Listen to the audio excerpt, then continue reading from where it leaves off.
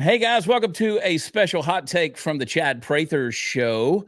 My very special guest, somebody who is climbing the charts, is one of my favorite people out there. She has the Breanna Morello Show. Breanna Morello, welcome to the show. How are you?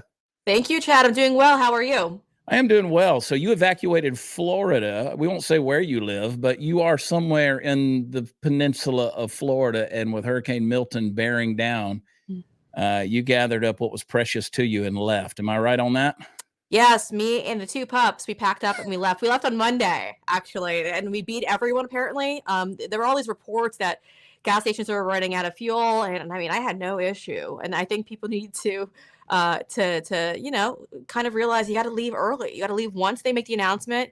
Just get out. It's not worth it, and you got to go. So I know a lot of people are struggling now to get out, and I feel really bad for them, but the state's been hit with two really bad hurricanes. The second one's coming this way right now, but it's really bad in Florida right now. But thankfully, we've got a great governor, Governor Ron DeSantis, who's well prepared for all of this. What do you think about the attitude that so many people have been posting on social media? When I say the attitude, it really comes across with a really crazy attitude.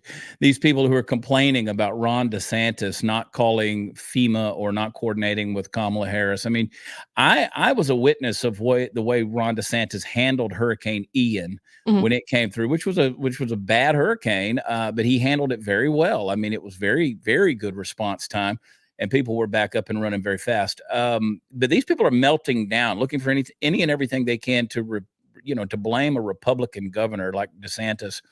What do you think about these meltdowns that these people have? Or more importantly, how desperate do you have to be to simp for the federal government to literally cry tears on TikTok over Ron DeSantis managing hurricane? It's so absurd, right? They use any tragedy or any type of disaster to kind of advance their agenda, their political agenda specifically. And Kamala Harris, she's never actually responded to any of these hurricanes. And I'm really proud of Governor Ron DeSantis for calling that out, because all of a sudden, now that she's so-called the nominee running for president, they're going to sit here and pretend like she needs to be in front of all of this and needs to be involved in the planning, the preparation, and then the restoration of Florida. But we all know this woman is dumb as a box of rocks, so we don't need to be promoting her at all, or even be giving her the photo opportunity she's looking for, because that's all this is all about. So I'm glad he's holding the line and saying, listen, we're not even going to use you guys.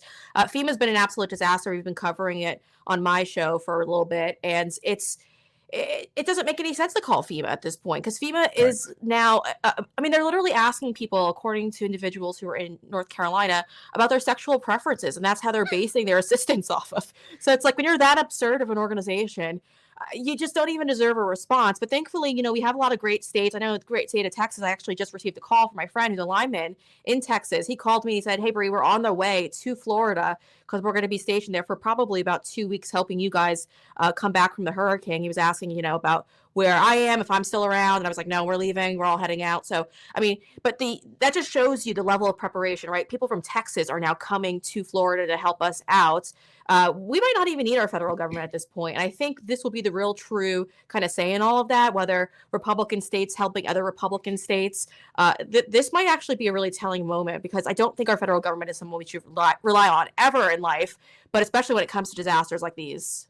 Yeah. Well, we're going to get into the ignorance of Kamala Harris here shortly. But before we do that, I want to say, in looking at the history of hurricanes, when Irene and Katrina came through and devastated New Orleans and southern Louisiana, the FEMA response was terrible. George W. Bush got a lot of blame. Whenever Hurricane Harvey hit the Houston area and came in through southeast Texas into the Gulf area of Texas, most Texans handled it themselves. And the response time, based on what the Texas people did, I mean, just not just the government, but the neighbors and friends that did, it was a far stark contrast in the way FEMA handled Irene and Katrina. So I think that's going to happen in Florida as well. I think if Ian, certainly as an example, is any indicator to that, I'm getting a lot of messages from people who have battened down the hatches, put the corrugated metal over the windows and boarded up the doors and the windows, and they're riding it out. I think they're crazy. I think anybody that gets hurt in a hurricane, when you've had this many days warning,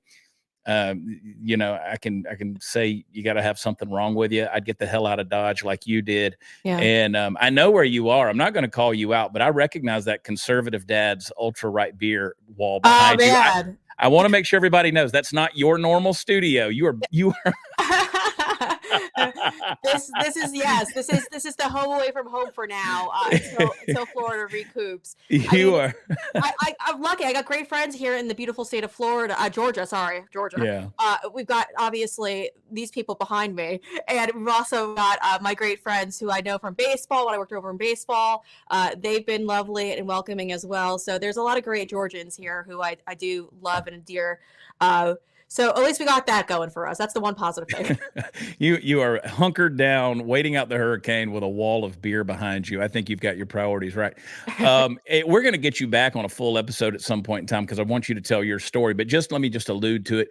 You were, of course, you were with Major League Baseball. Then you were a producer with Fox. You left Fox controversially over not getting the vaccine, which is a whole other story unto itself. And you started doing the Breanna Morello show, which Brianna. I don't want to say it white girl. I want to say Brianna. Okay.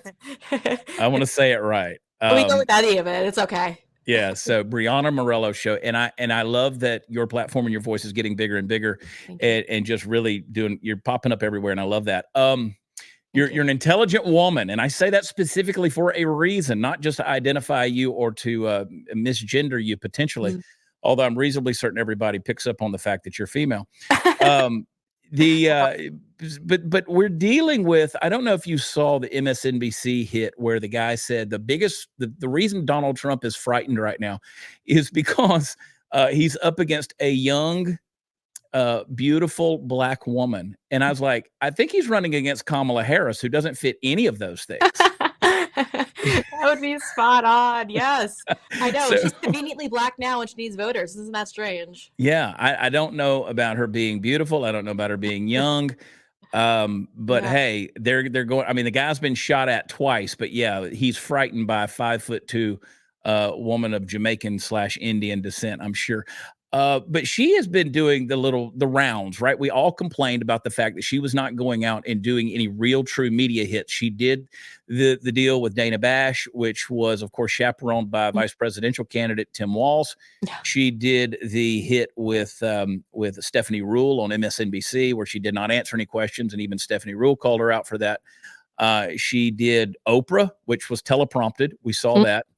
And now she's gone out. She's done 60 Minutes, which with Bill Whitaker was a reasonably hard-hitting piece of journalism. I want to ask you about that in a minute. Or was it? And then she's done Howard Stern. She's done Steve Colbert and The View. All right. So I wouldn't call that hard-hitting interviews at this point in time. We still don't know where she stands on anything. But let's go back to the CBS interview with Bill Whitaker, because what we saw there was we've now learned that she gave answers which were typical word salad answers, and they went back in and edited the answers. Some of the answers were not even the legitimate answers she gave to his question. Yeah. They edited them in. So CBS has lost all any credence and credibility, if they ever had any at this point. You're, as an intelligent woman, does it insult you a little bit that this woman is running for president? She's the candidate for president on the Democratic ticket, and she can't grab her own thoughts or just put together sentences to tell you what her real policies are being. Does this bother you? I mean, I just think it's stupidity at this point. You know, they pushed Joe Biden off the ticket to put this woman at the top of the ticket. She's not very likable. She's not very intelligent, like you just detailed. She can't have a conversation with people. It's kind of hard to imagine how she made it this far in life. There's a lot of speculation out there why that happened, but the reality is that she's dumb as a box of rocks, and the fact that she's been able to elevate herself to this point is scary. It's horrifying. But journalists aren't even bothered by the simple fact that she won't take unscripted questions from her from them, and that's what's so concerning, right? They want to pretend to be journalists when it's President President Trump, but when it's Joe Biden or Kamala Harris, all of a sudden they forget about what journalistic ethics are, and they're absolutely ridiculous in all of this. And I laugh at it, but it's also really not funny. And I shouldn't be laughing at this because this could potentially be the next president of the United States. And we see that the last 4 years have been awful for us because we don't have journalists asking tough questions and exposing the fact that these people aren't qualified for the positions they're applying for. And I think the American people, I mean, like, you and I get it, your audience gets it. Like, we know they're not qualified to even, I wouldn't even say like the president of a PTA. They're so dumb. But I would say that there's a whole part of our country that has no idea that Kamala Harris is not qualified to be president, even vice president, I would say as well. It's interesting because I've got family members who don't always agree with me. And when we talk about politics, I'm always just so baffled at the fact that they don't know half the things that I know. And I'm like, we live in two different worlds in this country. We live in the world of the corporate media, where if you watch the corporate media, if you're watching CBS, CNN, MSNBC, you don't see the criticisms of Kamala Harris. You're just seeing them fluff her up and pretend like she's a presidential candidate. But the rest of us know different. So I'm upset with the media, but it's not surprising, and it's always going to be their issue until we actually just start supporting independent journalists. We have so much. My show, for an example, has so much now. I would say power over a lot of things, a lot of topics, a lot of narratives, because the corporate media is able to spin it one way for the intel community or whoever asks for a favor.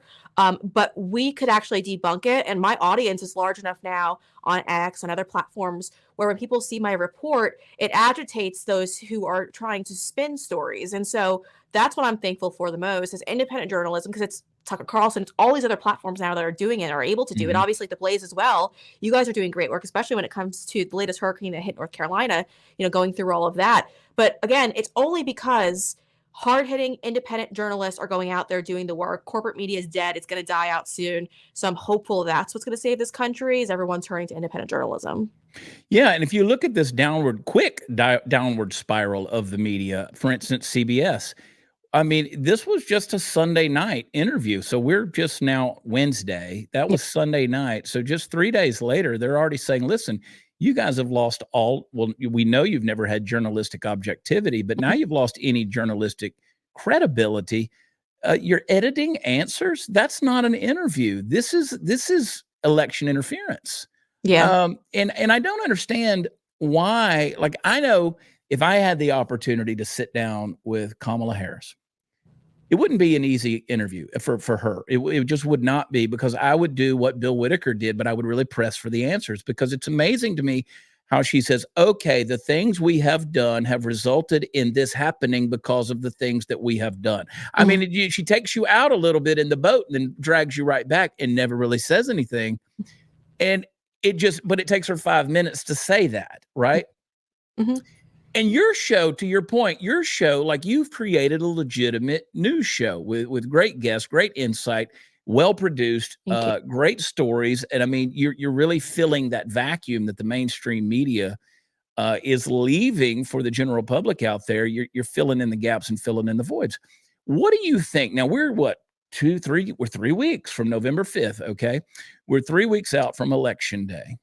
Do you think at any point in time, because I mean, she had a beer with Stephen Colbert last night. Then she had, Howard Stern already told her, he said, I'm voting for you. She's already said to The View that she's not going to do anything different from what Joe Biden did. She's admitted that she was in on all the decisions. Joe Biden has said the same thing. We can't forget she was on the Call Her Daddy podcast at the same time Hurricane Helene was blowing through.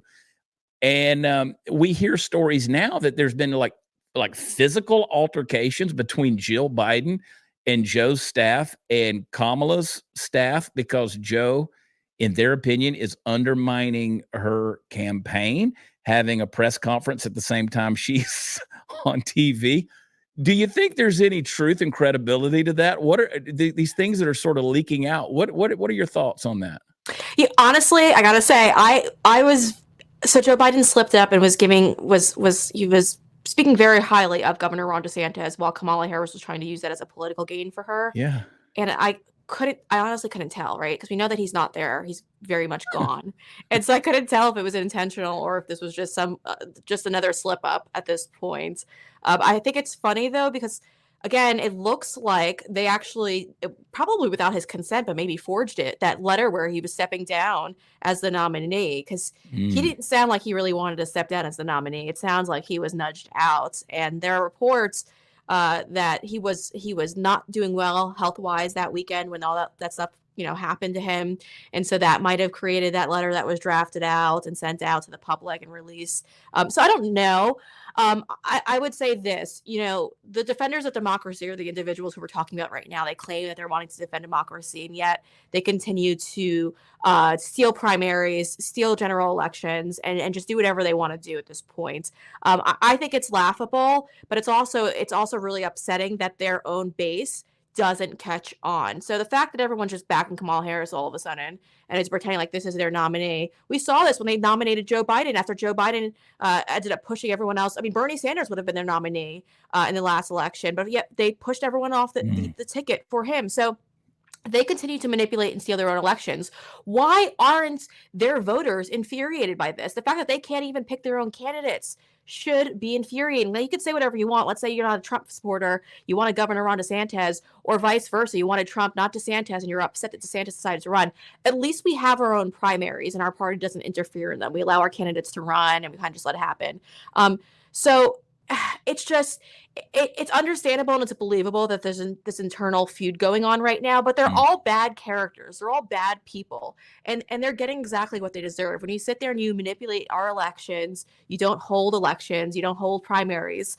This is what happens. This is what you deserve. And Kamala Harris, she'll be sitting in Joe Biden's chair if she is elected president. They'll pick her off too. I mean, this is just what they do. They aren't loyal. They just use people when they have to. Yeah, it's like those people that talk behind your back. If they'll do it to somebody else, they'll do it to you. Yeah. And so she should be expecting that knife in the back. I mean, even Donna Brazile said, as you alluded to, whenever they made the decision that Hillary was going to be the candidate, she didn't want to walk past windows that the blinds were open in her house because she didn't know if the assassin's bullet was going to come through at any given time. These are cutthroat people. And just a couple of months ago, Kamala Harris, as we all know, was operating at a 28% approval rating. And then suddenly she's like the second coming. I mean, they set her up as some kind of walk on water messiah, which is just amazing to me that people can't operate in the market of, the free market of ideas and common sense and critical thinking to say, okay, but again, what they did is they engaged in the long walk and they brainwashed people on the left for so long to believe that, hey, the party's going to take care of it. The bureaucrats are in control. Even when Joe was still on the ticket, they were saying, we're voting for an administration. And that to me is mind-numbing, that you're not voting for a person, you're voting for an administration of appointed bureaucrats, not elected officials. But I don't know if anybody's elected at this point. I don't know if you've ever been over to, I like bringing this up with certain people, and you're fun. So I go over to BetOnline.ag. It's not .com, it's .ag. They have a politics section over there. I don't know if you've ever tried this or not, but go over there. I forget the polls, Brianna. Forget the polls. Go to see what the odds makers are doing. BetOnline.ag has the most fantastic prop bets, and I bring that up because one of the reasons I think Joe Biden did not want to resign and was holding on with the last little bit of his fake teeth, his false teeth in his fingernails, is because he wants to be able to pardon his son Hunter.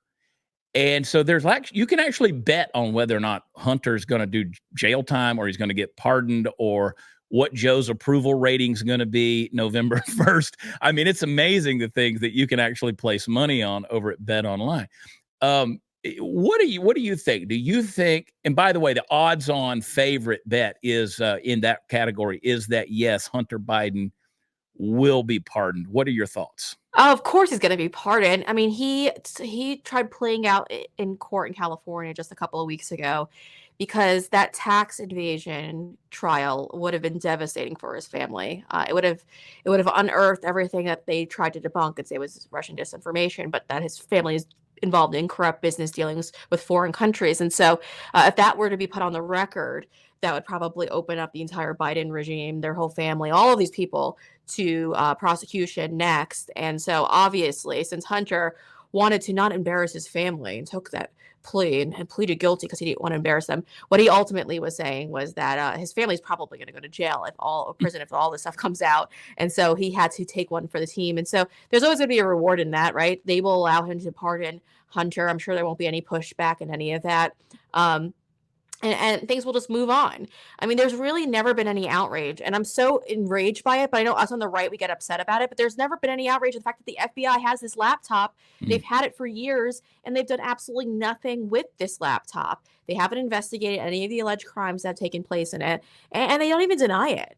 And so there's no accountability. They're going to allow him to walk, and he's never going to serve any jail time or prison time. No, and they do. They always let their people walk. They never hold them accountable. Yeah. There's no consequences to it, brings up another hot take that I'd love to get from you before I let you go, and that is Sean Combs, the P Diddy thing, Oh, the Diddy thing. I this is not, in my opinion, this is not another Epstein situation because this is celebrities and music stars.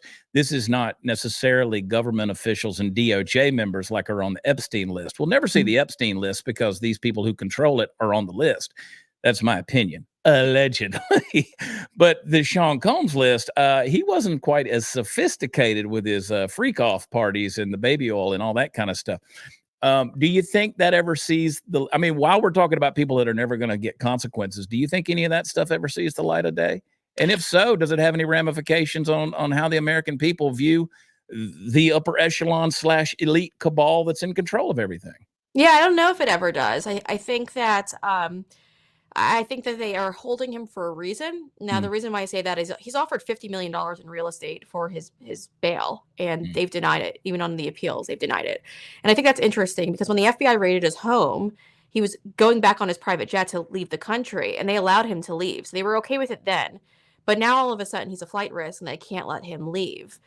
So I don't know. I don't trust these people. I think that they probably got access to those tapes, and they're going to hold it over all of these people's heads, all of these celebrities who are probably in it. And, it's just, I don't think they're ever going to release it unless these people get out of line. Then I think that will be used against them. But for now, if everyone just kind of goes along and doesn't push back on their narrative when it comes to endorsing politicians, doing the same get out and vote narrative that they always spin when we get closer to elections, which I don't approve of, obviously, because voting's not for everyone. But again, that's what they do. They do it all the time. So yeah. I don't know. I'm not very optimistic, but I also don't want to be pessimistic on your show. Yeah. Well, hey, you know what? Listen, here's the place. This is like therapy for me. So just get it all out. Do you think the folks, when you look at the nefarious things that they're doing, not holding people accountable, there's no rule of law anymore. There's no sense of democracy. We saw that with Kamala Harris being placed, not elected, Yeah. and no primary, all of this stuff. They've thrown all the institutions out. What do you think is going to happen to people in North Carolina, Georgia that are still digging out from Hurricane Helene, now Florida, Hurricane Milton? What do you think is going to happen when it comes? Because it's going to be these are going to have ramifications and consequences that are going to lead into the next coming weeks. Is this going to affect people getting to the polls? What's going to happen in these places when it comes time to vote? Yeah, well, according to Fox News, Kevin Cork, I think he released a report yesterday that North Carolina has kind of shifted their voting around a little bit. So those devastated counties in North Carolina that are, trying to recover, but it's going to take probably a couple of years before they can, are Yeah. going to be able to vote by mail, but they're going to be able to dump those ballots in any county throughout the state. And that's going to be allowed. And that has me deeply concerned because Mm, Trump only won that state by 75,000 votes. It's obviously a swing state. According to the polls, if you look at the polling data from Rick Rasmussen, the Washington Post, they've all released their latest polls on it. And President Trump is about anywhere from 1 point to 3 points over Kamala Harris in that state, which I think is interesting. So it's going to be a tough one. But, Democrats are probably going to be dumping these ballots. And I was, sitting on the sidelines watching, reporting, obviously, and wondering why the governor of North Carolina wasn't responding fast enough. Like, I was talking to people who were sitting outside for days. They're part of search and rescue teams who mm. weren't allowed to enter the state. They needed authority to do so, and they needed him to authorize Title 10. He took a very long time to do just that. They believe it might have been financial reasons. But for me now, it looks like it's for election reasons because now they could sit here and push for more mail-in ballots. And that's obviously not a good thing. We saw that in 2020. So that will take years to go through those ballots and see if these people are dead or alive or who are these people Yeah. that are dropping in ballots for. So that's what has me deeply concerned. Now, I'm also talking to people on the ground who are telling me that the death count that they're releasing, I think the latest was like 200 are Mm. dead in North Carolina, that it's significantly higher. And that also has me concerned because why wouldn't you update that information as quick as possible? Again, the governor doesn't want to seem to answer those questions, though. No, and they won't. Breanna Morello, the host of the Breanna Morello Show. Is your show going to be continuing on while you were hunkered down there in front of the beer wall? Yeah, so that's what we're doing here. So we are here 7 p.m. Eastern time, Monday through Friday, for the given time. I think hopefully this isn't as bad as people say it is. We can head back to Florida and go to my normal studio, but we'll see how it goes. I think you're in better shape with Ron DeSantis at the helm than you are with FEMA coming in. That's for certain. And he does have a track record, as you alluded to earlier. Where all can people find you on the wonderful social media platforms? Yes, if you're looking to find me on Rebel, on X, that's where we stream every single night. So if you just look up the Breanna Morello Show, it should populate on any of those platforms, or just go to BreannaMorello.com, and there's all of those pages are linked to that page as well. I love it. I love it. Thank you for your time. Thank you for your takes. Always insightful. And I appreciate you. And we're going to do this more when we have a little more extended time where we can get to know Breanna Morello. Okay. Thank you, Chad. I appreciate it as always. Thanks so much. Take care. Stay safe. Thank you. You too.